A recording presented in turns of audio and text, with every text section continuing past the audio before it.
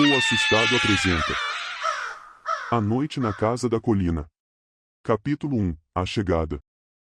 Em um verão abafado, um grupo de amigos decidiu passar um final de semana em uma antiga casa de campo. A casa, conhecida como a Casa da Colina, tinha uma história sombria. Durante a década de 1970, um casal havia sido encontrado morto lá, e os moradores da região evitavam mencionar o lugar. Apesar das advertências, a empolgação e a curiosidade do grupo superaram os medos. Ao chegarem, notaram que a casa estava em estado de abandono, com janelas quebradas e um jardim tomado por ervas daninhas. O clima estava tenso, mas todos estavam ansiosos para explorar. Capítulo 2 O Primeiro Sinal. Na primeira noite, enquanto se acomodavam, um dos amigos, Lucas, encontrou um diário empoeirado escondido em uma gaveta. Curioso, ele começou a ler em voz alta. O diário pertencia a uma mulher chamada Margarete, que descrevia momentos felizes, mas também mencionava eventos estranhos, sons inexplicáveis, sombras que se moviam em um sentimento constante de estar sendo observado. Conforme Lucas lia, um vento gelado soprou pela casa, fazendo as portas rangirem. Os amigos riram nervosamente, tentando afastar o medo. Mas, à medida que a noite avançava, cada um começou a sentir uma presença estranha, como se não estivessem sozinhos. Capítulo 3 A Escuridão Crescente. Na segunda noite, os amigos decidiram explorar o porão, que estava trancado e coberto de teias de aranha. Com esforço, conseguiram abrir a porta e descer as escadas. O ambiente era úmido e escuro, e o cheiro de mofo era intenso. No fundo do porão, encontraram um velho baú. Quando abriram, descobriram objetos pessoais, como roupas e fotos de uma criança.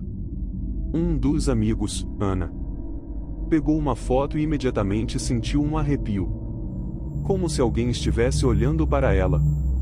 Ela mostrou a foto para os outros, que notaram que a criança na imagem tinha uma semelhança inquietante com uma das amigas do grupo, Clara. A tensão aumentou, e eles decidiram voltar para o andar de cima. Capítulo 4 A Revelação. Na manhã seguinte, Clara começou a ter pesadelos. Ela sonhava com uma criança chamada Emily, que vivia na casa antes dela. Nos sonhos, Emily pedia ajuda e parecia angustiada. Clara começou a se sentir cada vez mais conectada à menina. E, em um momento de desespero, ela decidiu ir ao porão novamente. Lá, Clara encontrou um velho balanço que parecia estar em movimento.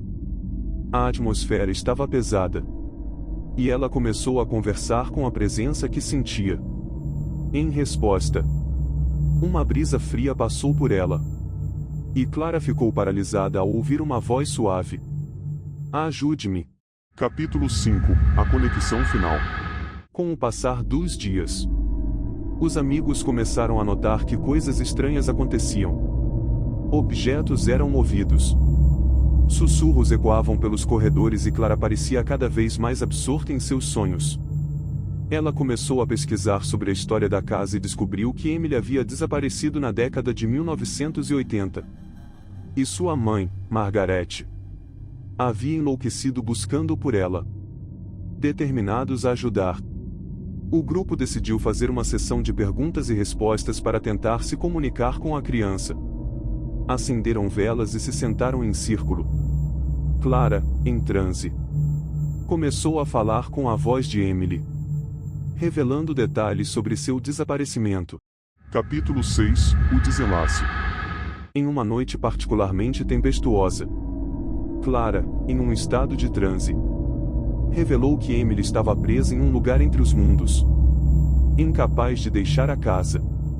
O grupo, apavorado, percebeu que a única maneira de libertá-la era confrontar o passado. Eles decidiram procurar mais informações sobre a mãe de Emily. Margaret.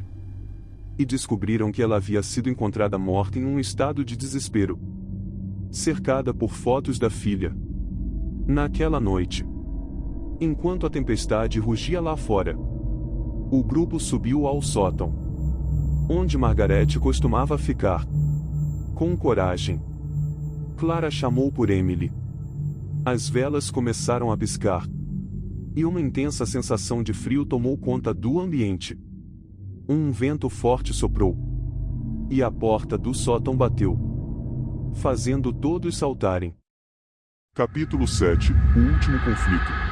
Nesse momento decisivo, Clara sentiu uma presença forte e a voz de Emily ecoou em sua mente.